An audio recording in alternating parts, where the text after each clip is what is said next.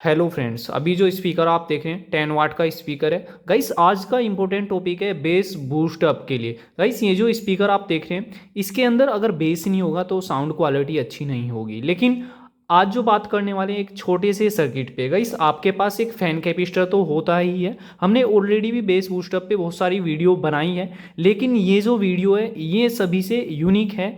मैं मानता हूँ कि पूरे यूट्यूब पे सबसे अच्छा काम करता है यह सर्किट। तो इसके लिए आपको लेना होगा एक CFL का ये सर्किट। ख़राब सर्किट आप ले सकते हैं और उसमें से ये जो देख रहे हैं आप ये ट्रांसफार्मर की तरह दिखाई पड़ता है, लेकिन ये इंडक्टर होता है। केवल एक कोयल होती है, कोयल का गुच्छा होता है, तो उसके ही दो वायर यहाँ पर होते हैं।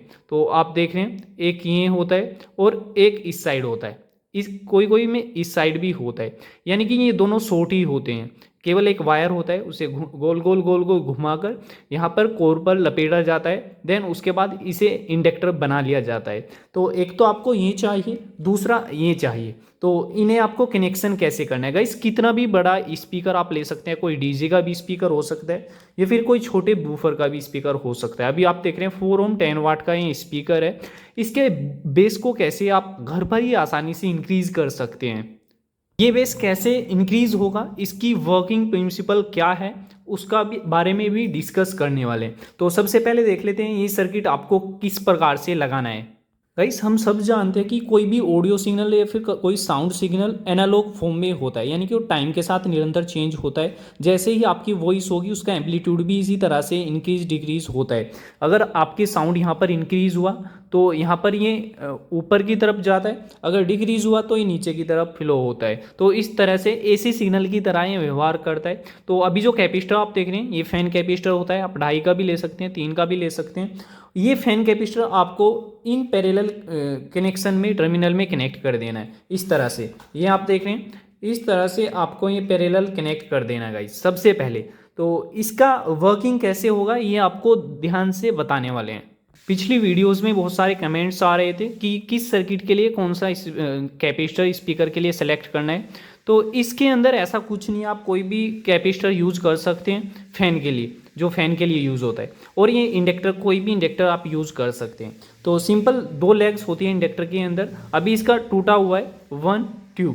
तो गाइस इस टर्मिनल पे आपको एक कनेक्ट करना है और दूसरा निकाल लेना है। अभी डायग्राम की हेल्प से समझाने की कोशिश करते हैं। सपोज ये एक आपके पास कैपेसिटर है, तो इसके अंदर 2 टर्मिनल्स होते हैं, ये पैरेलल में आपको कनेक्ट कर देना है नॉर्मली जो टर्मिनल्स होते हैं स्पीकर के।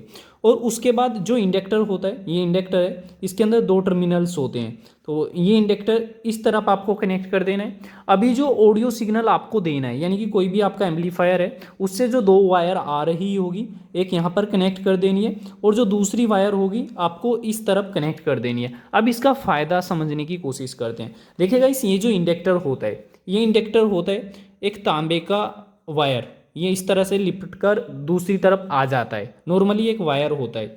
तो गाइस जब भी आप यहाँ पर कोई भी इलेक्ट्रिसिटी प्रोड्यूस करते हैं तो यहाँ पर एक मैग्नेटिक फील्ड प्रोड्यूस होता है, चुंबकीय क्षेत्र उत्पन्न होता है, जिसकी हेल्प से ये इंडक्टर का काम होता है एक्चुअल में जो मैग्नेट फॉर्म में एनर्जी को स्टोर करता है। ये जो इलेक्ट्रिकल एनर्जी होती है, ये जो ऑडियो सिग्नल होता है, जो तार में आपका करंट फ्लो होता है, वो यहाँ पर स्टोर होता है एक चुंबकीय क्षेत्र के रूप में। और उसके बाद ये डिस्चार्ज भी होता है, अचानक से डिस्चार्ज भी होता है। यहाँ से सिग्नल आता है, यहाँ स्टोर होता है कुछ टाइम के लिए मैग्नेटिक फील्ड के रूप में, और यहाँ से डिस्चार्ज होता है। तो गाइस ये जो टर्मिनल आप देख रहे हैं, ये टर्मिनल लगाया आपका स्पीकर के ऊपर। तो जैसे ही अचानक से डिस्चार्ज होगा तो आपके कैपेसिटर में यह सिग्नल जाएगा बूस्ट अप की तरह। देन जब भी ये सिग्नल इसके अंदर जाएगा तो यहाँ पर कैपेसिटर में करंट या फिर ये ऑडियो सिग्नल स्टोर होगा। देन ये इसे फिर से बूस्टअप करने की कोशिश करेगा, यानी कि ये हाई क्वालिटी के सिग्नल को बूस्टअप करेगा इस स्पीकर के लिए। अभी एक बार फिर से समझिए, जैसे कि यहाँ पर ऑडियो सिग्नल आ रहा है और यहाँ भी एक ऑडियो सिग्नल आ रहा है। तो यहाँ पर ये ऑडियो सिग्नल कुछ टाइम के लिए रुकेगा, रुकने के बाद यहाँ से एकदम ये डिस्चार्ज होगा। डिस्चार्ज होने के बाद ये करंट के साथ ही डिस्चार्ज होता है, कोई भी सिग्नल है करंट और वोल्टेज का कॉम्बिनेशन ही होता है। तो जैसे ही ये यहाँ पर जाएगा तो ये कैपेसिटर के अंदर स्टोर हो जाएगा। कैपेसिटर के अंदर स्टोर होते ही कैपेसिटर के पास पहले भी कुछ चार्जेस होगा, तो ये फिर से कैपेसिटर बैक करने की कोशिश करेगा उसे। तो जैसे ही ये बैक करेगा तो यहाँ पर एक बूस्टअप मिलेगा स्पीकर को, तो आपकी ऑडियो सिग्नल का ये बूस्टअप मिलेगा जिससे कि आपका जो बेस होगा वो 4 गुना इंक्रीज हो जाएगा। गाइस इस ट्रिक को आप घर पर ही आसानी से इस्तेमाल करके देख सकते हैं, ये 100% वर्क करता है। Thank you for watching, please subscribe my channel.